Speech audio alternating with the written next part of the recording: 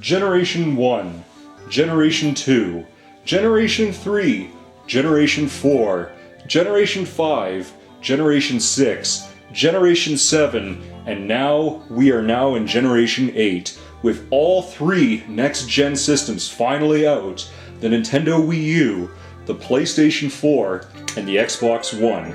And I figured before we start off this next gen, I thought we should do a retrospective of what last generation had to offer by looking at the Xbox 360, the PlayStation 3, and the Nintendo Wii.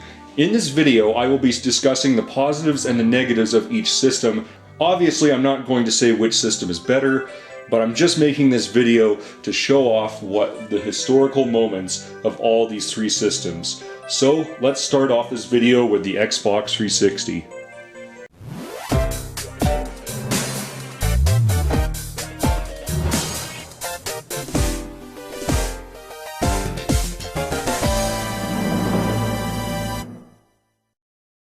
Alright, so let's take a look at the Xbox 360. This system first released in 2005, making it the very first system to launch in the 7th generation, and to be perfectly honest, people, I do think to some degree it was a bit rushed. There were malfunctioning problems, which I will get to later, and when it first launched, there really weren't that many games available for it, but it wasn't until a couple of years later it started getting games, and then the malfunctioning problems started lessening more and more. But still, I really do think it should have launched in 2006, just like the PS3 and the original Wii. But let's talk about this malfunctioning issue. Now, a lot of people, for those of you who are unaware, the Xbox 360 was plagued by a curse known as the Red Ring of Death, which sometimes the Xbox 360 would overheat, and sometimes it would just stop working. This right here is my second Xbox 360. I had to return my old one to Microsoft, and my original Xbox 360 was so damaged that they couldn't do anything to repair it, so they just sent me a brand new replacement one, which is great. At least I still have my original hard drive though, so yeah, so I think they also came out with the Model 2 Xbox 360, also known as the Xbox 360 Slim, which has a better cooling system, and I think it fixes the Red Ring of Death issue as well. But I think it also has the scratching disc problem, like it's more prone to scratching discs and whatnot. Now, talking about the game library, I would be a liar if I said the Xbox 360 didn't have any good games, because it did. It had lots of good games. It had games like Assassin's Creed, it had Left 4 Dead, it had Portal, it had Grand Theft Auto. But the thing was the problem with the Xbox 360's library was the majority of good games on the Xbox 360 were multiplats. They were games that you could have gotten elsewhere. And it's a real shame too, because Microsoft bought Rareware, and they could have used Rareware to put out a good Perfect Dark game and a good Banjo-Kazooie game and maybe a Conker's Bad Fur Day sequel, but that just never happened. Yes, there was a Perfect Dark game and a Banjo-Kazooie game on the Xbox 360, but from what I've heard, they weren't really that great, so they kind of dropped the ball there. This, to me, is probably the main highlight of the Xbox 360. The controller was just well done. I mean, okay, the D-pad kind of sucked, it was too mushy, but everything else, how the analog sticks, how they worked, the buttons were all there, the triggers were really well done. It was just a very ergonomic, well-designed controller. Another thing that was really cool about it was you can also hook this up to your computer and use it for PC games as well. And there were also other controllers where you can get the wired ones, so if you didn't want wireless, you can just get a wired USB one.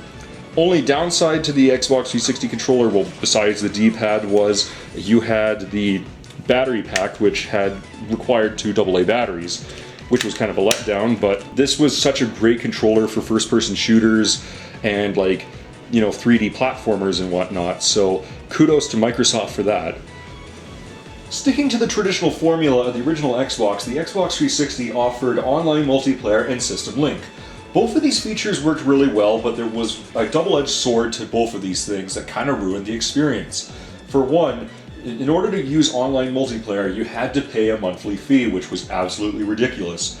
As for System Link, if you wanted to do System Link with your friend, your Xbox needs to be updated, and your friend's Xbox needs to be updated as well.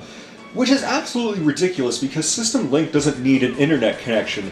All it is you connect your Xbox 360 through an Ethernet cord, which connects to your friend's Xbox, so that way you can do multiplayer on two TVs in the same building in two different rooms. Why should you need to connect to the internet to install the latest update for each system is way beyond me. I'm assuming it's probably DRM. I'm assuming that Microsoft is forcing you to connect to the internet just because they want to check up on you. But it's just a huge inconvenience, really. So later on in the Xbox 360's life cycle, Microsoft decided to introduce a new peripheral that would introduce a new way of playing video games on the Xbox 360.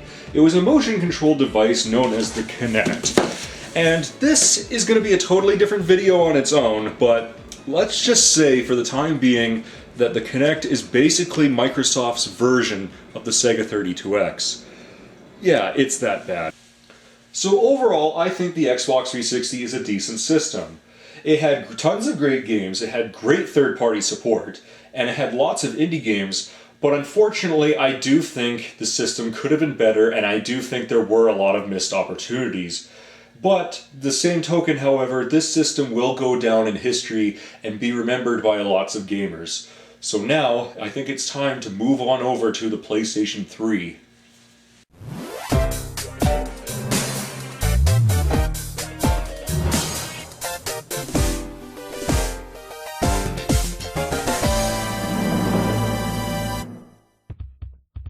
Alright, so let's talk about the PlayStation 3.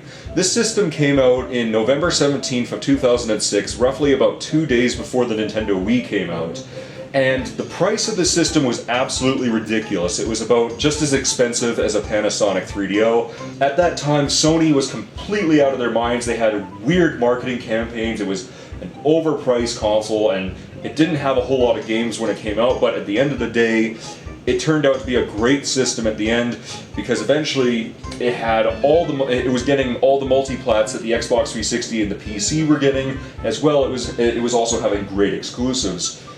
Unfortunately, however, there are a few downsides to this system. Now, if you remember when the PlayStation 3 came out, the system was fully backwards compatible with PlayStation 1 and PlayStation 2 discs. But because the price of the system was so astronomical, they had to take out certain features to make it more cost-effective, really, and lower the manufacturing costs. And sadly, one of these was getting rid of backwards compatibility for PlayStation 2. The good news is it is still backwards compatible with PlayStation 1 games, so if you want to stick in a PlayStation 1 disc, you can actually do that. And the plus side to it is you don't have to use the proprietary memory cards. If you want to save your data, you actually use the hard drive. Now, since there's no full backwards compatibility on the PlayStation 2, there is some good news, and that is Sony does have kind of like their own virtual console section on the PlayStation Network store where you can download PlayStation 1 games and PlayStation 2 games on there. It doesn't have every single PlayStation 2 game, granted, but it does have some of the big classics like Fatal Frame. It has Grand Theft Auto San Andreas and all that stuff that you can download on there. But if you really want to get the full experience of the PlayStation 2, you're better off getting a PlayStation 2. If there's one big positive I have to say about the PlayStation 3, it's the fact that it offers free online. So if you want to do Uncharted multiplayer with random people around the world and you don't want to have to pay monthly fees or anything like that, PlayStation 3 delivers on that, and really, how can anybody argue with that? It's kind of a shame, really, that the PlayStation 4 charges you for online, which feels kind of like a step back, but yeah. Alright, so let's talk about the controllers. The controllers are basically like your typical PlayStation controllers, but with a few adjustments. Sure, you still have the typical functionalities like the X, square, triangle, and circle, but then we also have the PlayStation Home button, but everything else seems familiar. Now, I'll be perfectly honest, I'm not a huge fan of this controller. To me, it doesn't work too great with first-person shooters. I mean, it is an alright controller, but it's not the best controller I have ever handled. But one thing I really don't like about this controller is the analog triggers. Now, this is nothing like the PlayStation 1 or PlayStation 2 where it was like digital buttons. This is actual analog, and every time I use it, I feel like my fingers are just about ready to slip right off. There's not really a whole lot of gripping, and the surface is just too round in my opinion. PlayStation 4 controller is much more ergonomic in design, and I like that. But there's one thing about the PlayStation 3 controller that I really do like about it, and it's kind of a shame that Microsoft and Nintendo kind of missed out on this opportunity. But not only is this controller wireless, it doesn't have AA batteries. On top of that, if you're not really into utilizing wireless and don't want to waste batteries, you can just plug it in through an actual USB cable. Now, this is great, so you can either use a controller with either wireless or just the old-fashioned way with just wired, but there's just one problem with that. The controller cord that it comes with is just way too short. It's just a little bit longer than an Atari 2600 controller. Now, if you don't like using battery power or whatever, and you want to conserve as much battery power as possible, I have two solutions for you. One, go out and get an extension USB cable, or the second option is just get another PlayStation 3 controller, so that way if you're playing the game and then you're like, oh crap, my batteries are dying, you can just plug it in and then get your other controller that's already fully charged and just use that, and then by the time that one dies, this one is already charged. So not only does this controller, it can charge with the it can connect with the PlayStation 3 and charge that way, you can also plug it into your computer or whatever and actually charge it that way as well. And I think you can even use this controller for PC gaming. So overall, the PlayStation 3 is a great console. Yeah, it wasn't too spectacular when it first came out, but over the years it started getting more games, it started having a cheaper price tag and whatnot, and just became out a great system, and eventually it actually did outsell the Xbox 360. This system has tons of great first-party exclusives, tons of great third-party titles, as well as indie games, and it's also backwards compatible with PlayStation 1, so if you don't own a PlayStation 1, this is probably good to get. But I will say that if you're just starting out on the PlayStation brand, like if you've never owned a PlayStation console and you're thinking about getting into it, I would recommend starting out with either a PlayStation 2 or a PlayStation 3. So, with that being said, last but not least, let's finally take a look at the Nintendo Wii.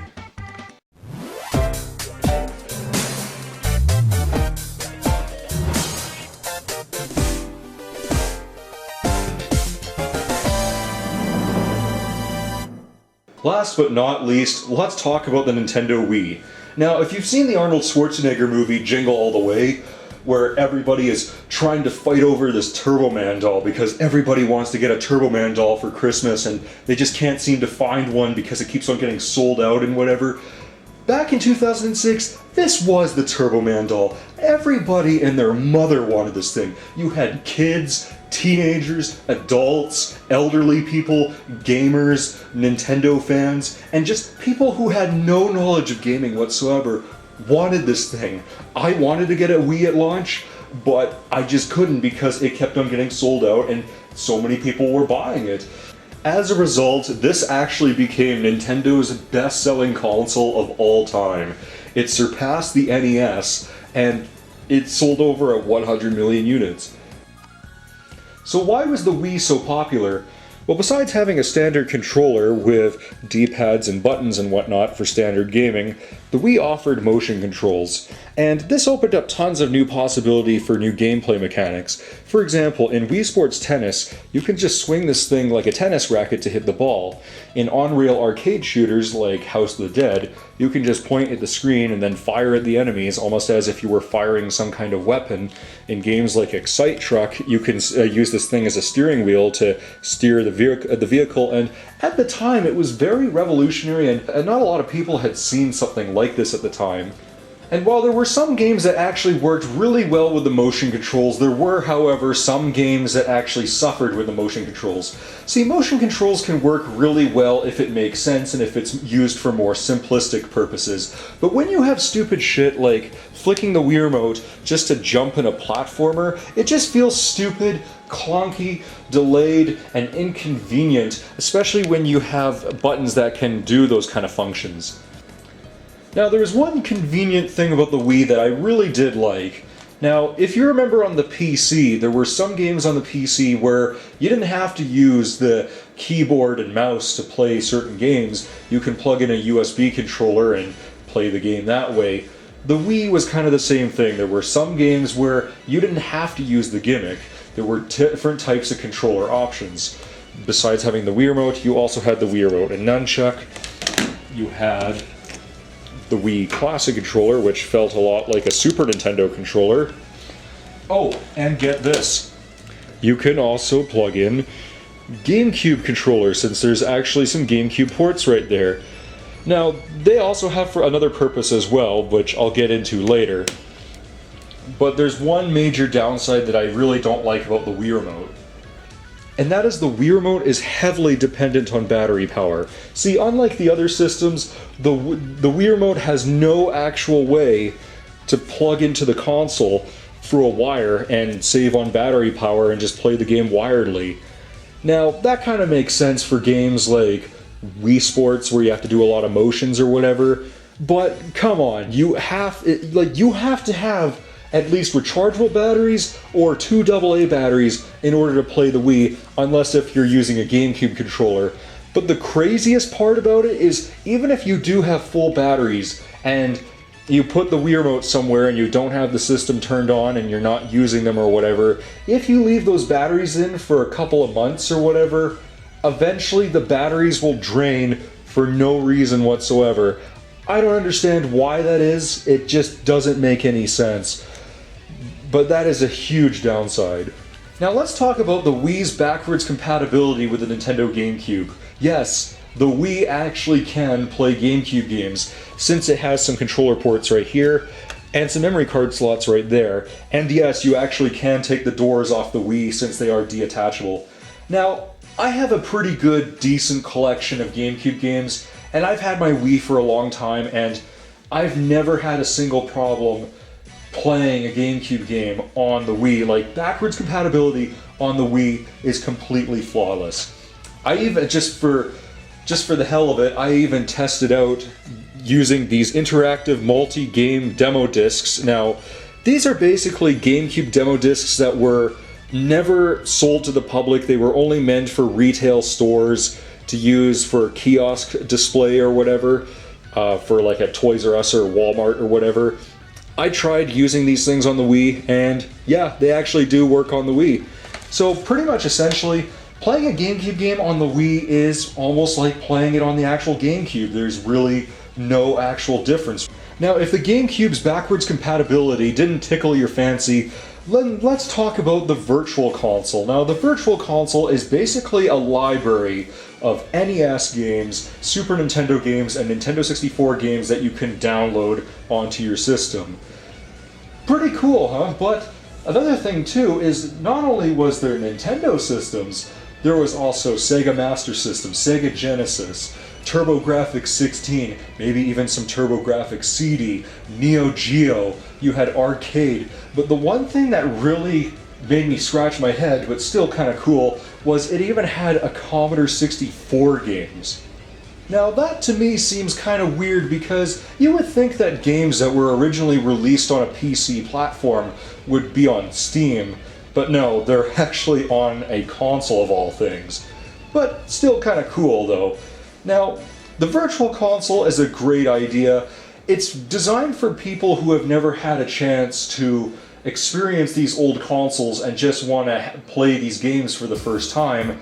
It's also great for people who really don't care about buying the actual hardware and shelling out the extra money, or it's good for people who just want to save on money, because, you know, NES and Super Nintendo cartridges on eBay or pawn shops or whatever will usually cost around $10 to $20 or so.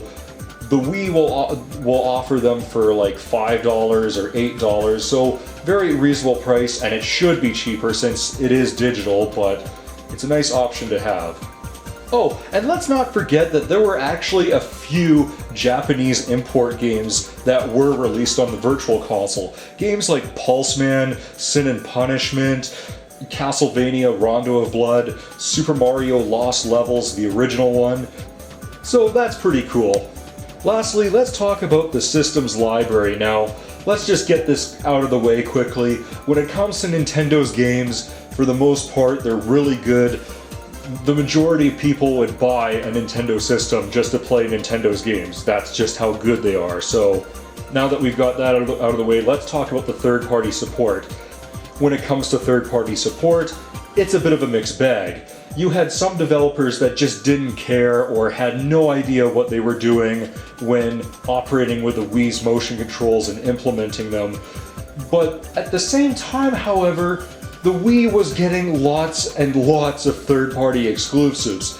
Some were terrible, rushed shovelware crap, but there were some that were actually really good, like Zack and Wiki, The Conduit, The Blob, Lost in Shadow, Epic Mickey, Mad World, Gravity, Sonic Colors, Nights into Dreams. The list goes on and on and on. However, one big problem about the Wii's library was it was missing out on a lot of big blockbuster third-party titles. It was missing out on a lot of Rockstar games, a lot of Bethesda games. It was missing games like Grand Theft Auto, Skyrim, Fallout, Assassin's Creed, Battlefield, and Madden, and all those other kinds of games. So that was kind of a bit of an issue there. So overall, I think the Wii is a decent system with a good library of games. Sure, it's not trying to be like the PS3 or the Xbox 360, and it's certainly not trying to push the technical merits on processing power, but I see the Wii as being different and having its own personality, but I think that's the reason why a lot of people like to bash it, because it's not the familiar Xbox and PlayStation territory. But to me, that's what makes the system unique, is how different it is, and I think it just adds more variety to the gaming industry. Well, there you have it, folks. That was my 3-console review of all the game consoles of last generation. And let's just hope that this generation will be pretty decent and offer some good games. So, with that being said, this is Nintendo Guy saying take care and see you later.